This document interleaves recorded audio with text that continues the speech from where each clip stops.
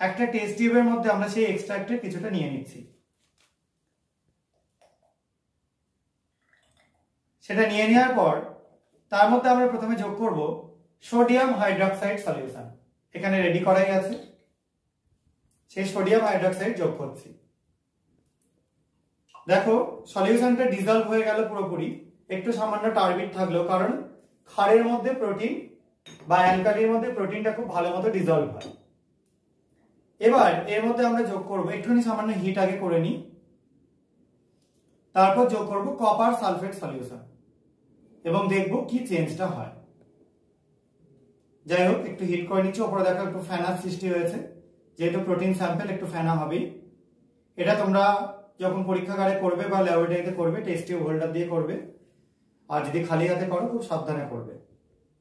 এর মধ্যে এবার আমরা যোগ করে দিচ্ছি কপার সালফেট সলিউশন।